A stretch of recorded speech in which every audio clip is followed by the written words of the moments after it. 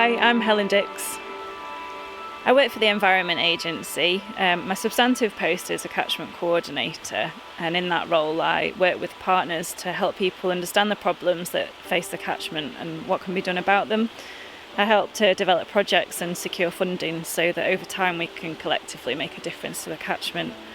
But at the moment I'm on assignment as a team leader of a flood risk team. My team work with communities and partners during the early development of flood schemes to try and secure the funding that we need to deliver them. They also do really important work to protect the environment through environmental permitting, so that people who are working in rivers can ensure that their work doesn't increase flood risk or damage the environment. My pathway to where I am now with the Environment Agency probably started when I was about 11, and I went with primary school to an outdoor education centre in the Lake District on the banks of Lake Coniston. We did a programme there called Earth Keepers, and that really sparked my imagination and my interest in the environment. And that subsequently led to me studying sort of geography related GCSEs and then doing an environmental science A-level. And then going to Lancaster University to study environmental science. When I left university, I had a year working in the environmental department of a chemical company, and then spotted the environment officer job at the Environment Agency, which really took my fancy because it was kind of out and about a lot, working with people to improve the environment. And after doing that role for a while, the catchment coordinator role became established, and that was a kind of ideal job for me at the time. Working with lots of different people, and that's part of my motivation, is working with people to improve the environment, and it was a combination of two different things that really attracted me to that role.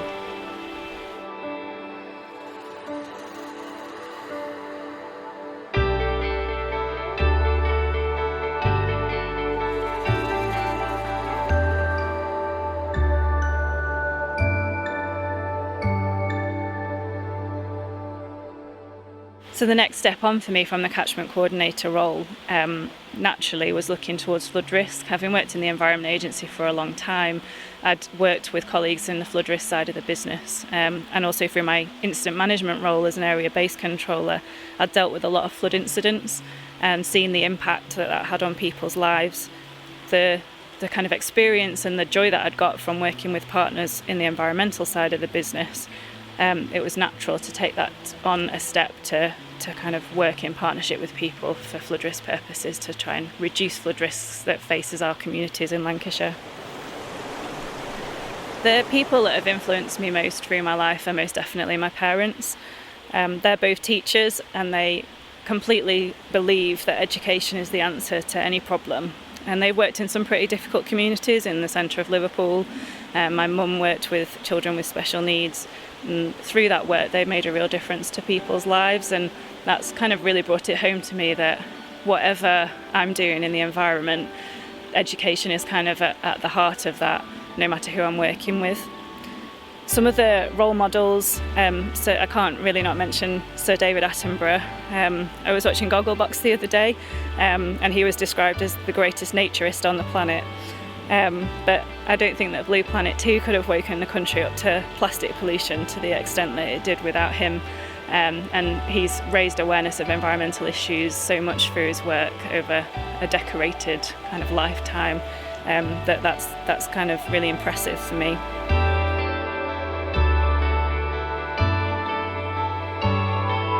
And then aside from that, lots of my colleagues that I work with, both at the Environment Agency but in other organisations as well, who work tirelessly to improve the environment and flood risk, and I find that kind of attitude really inspiring. I like to do anything active in my spare time, especially if it involves being in the outdoors. I love hiking and mountaineering, especially in winter when the ground's all covered in snow. But I also like swimming, quite regularly swim in open water up in the Lake District, for example. I also play a bit of netball and do a bit of cycling, and some of those things kind of combine to make me a very slow triathlete.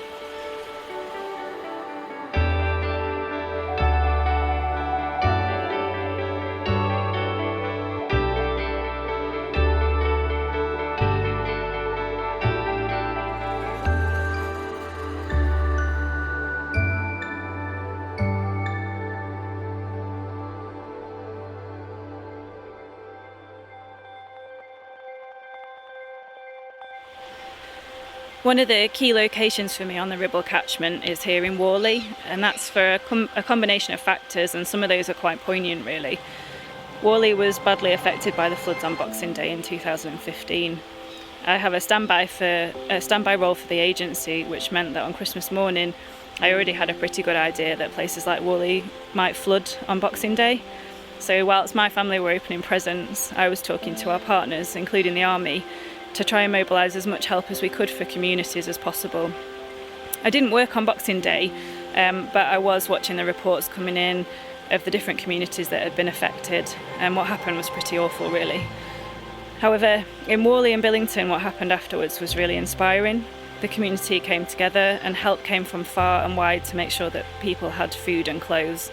And since then, the Flood Action Group has been really positive and active in trying to work with the Environment Agency to develop a scheme to reduce flood risk. The local school children also work with the Ribble Trust to learn about rivers and to share their experiences, and I was lucky enough to be a small part of that.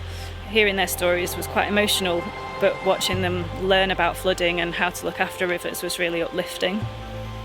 There's also a hydropower scheme here. The Environment Agency regulates hydropower schemes, and the principles of free energy, which often benefit the local community, is one to be applauded. However, there is a delicate balance in terms of their impact on the environment, particularly on fish and eels. It always brings home to me the importance of understanding the interests of all of our stakeholders in our rivers in order to be able to make the right decisions in my working life.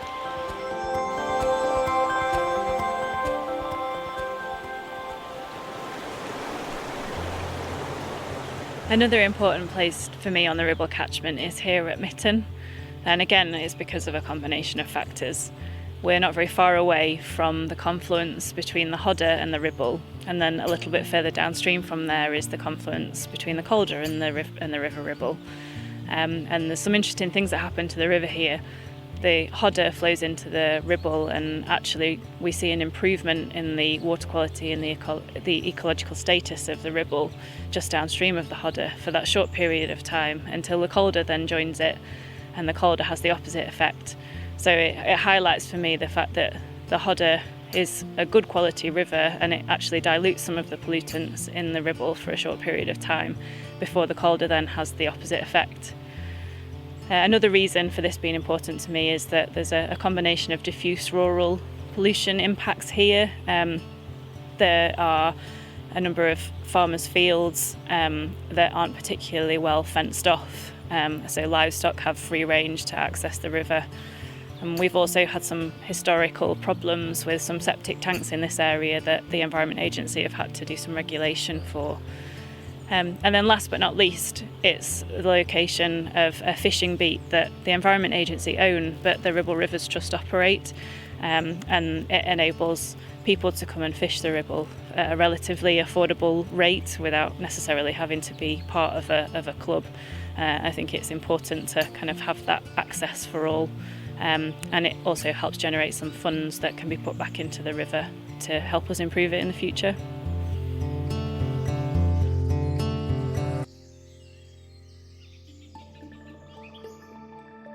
Without a doubt, the biggest challenge that I face in my role, and I think probably that most Environment Agency colleagues face, is balancing the needs of all the people who have an interest in our watercourses. There's such a huge range of views on what the most important things are, and in a lot of cases people's livelihoods and safety of their homes depend on the decisions that we make. That said, the most rewarding times come when you can find common ground and find win-wins for lots of people. There's no better feeling. I recently started my new role as the Partnership and Strategic Overview Team Leader in Flood Risk Management at the Environment Agency. About 8 days before I started that role, we had some fairly severe flooding out on the Wyre catchment, but also up in Golgate and Lancaster. And it was a real eye-opener for me coming straight into that team immediately after the flooding to see both how many people it affected and you know, I always knew how devastating flooding can be for people when they're affected. The impact on my team is massive for that because obviously people are really upset We get a lot of correspondence. MPs often get involved, and my team can spend days and days just writing letters to people to explain what happened during the incident and what we'd done before the incident, during, and what we can do afterwards to help people. My 4th day in my job was spent sat with some people that had flooded on the Wire catchment. So sat in Polton Le Fylde, talking to people who were clearly still quite shocked. Many of them still out of their homes, and many of them would be out of their homes for another 6 months to come probably, and all of that just before Christmas. That was had an emotional impact on me, but also kind of reinforced how important our job is. Sometimes people see us as the bad guy and think that there are things that we could have done during an incident that might have saved their home from flooding, and they want to kind of vent their anger and frustration about that. But we do often get correspondence from people who really appreciate the help that we offer, especially when we start to make progress towards being able to provide flood schemes and to put protection levels in place that will reduce people's risk of flooding in the future.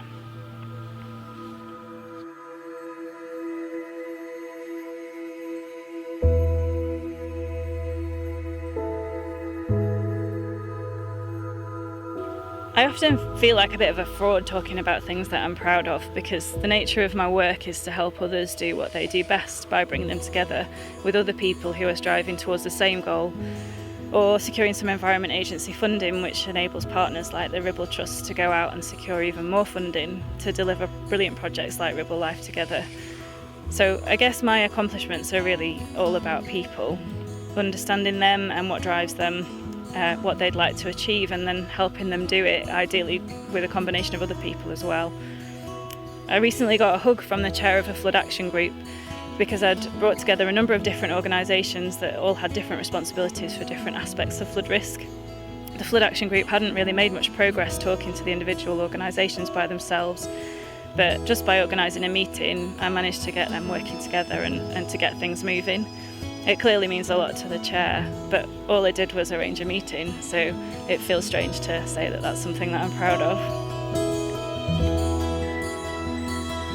Some of the other things that I'm really proud of that I've accomplished alongside other people are some kind of key projects on the Ribble Catchment, including the Burnley Urban River Enhancement Scheme, which was undertaken a few years ago, and just after that we found salmon fry upstream of Burnley town centre, and there hadn't been salmon fry upstream of there for probably about 150 years, basically since the Industrial Revolution, and making those kind of differences is really motivating and is what keeps me doing what I do. But equally kind of hearing from other people who are pleased with the effects of those projects and for whom it has kind of worked out really well for. So another example, recently sharing the feedback from the Ribble Trust that they got from the residents of Sabden about the Weir project there. So the fact that people really value the work that's been done adds another dimension to projects which are great in their own right and make a big difference to the environment and to fish and to different aquatic species. But it's that importance to people that's really important for me. And then the Ribble Life project, which is the biggest project with the most amount of funding that we've ever managed to secure for the Ribble, is kind of one of the highlights really of my time as catchment coordinator, and being able to secure the funding from the Environment Agency to contribute to that, to allow the project to really kind of tick all of our boxes was great. But it was a really easy business case to write because the need was there and the partners were there to make it happen and for it to be a great project.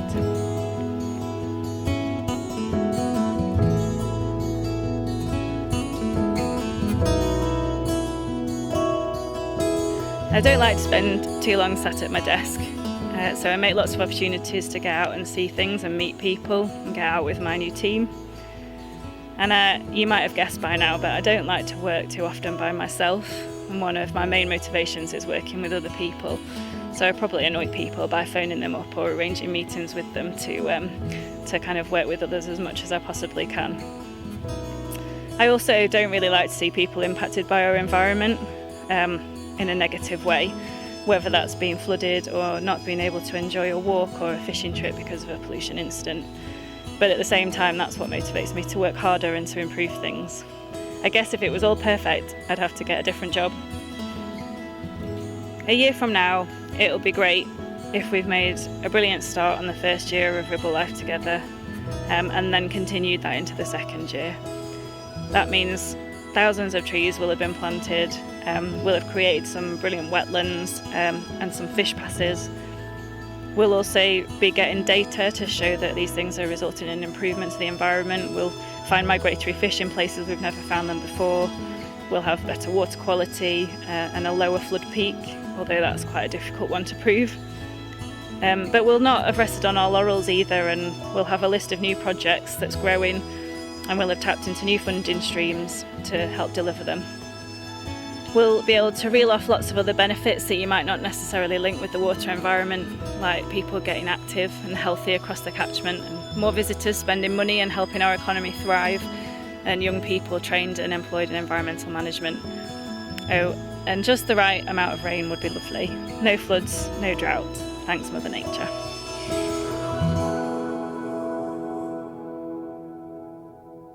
Our Talking Rivers series of audio productions has been brought to you by Ribble Rivers Trust as part of the Ribble Life Together project.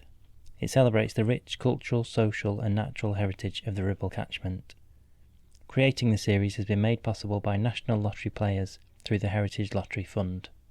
This episode was recorded and edited by Harvey Hamilton Thorpe. For more episodes and information, visit ribblelifetogether.org.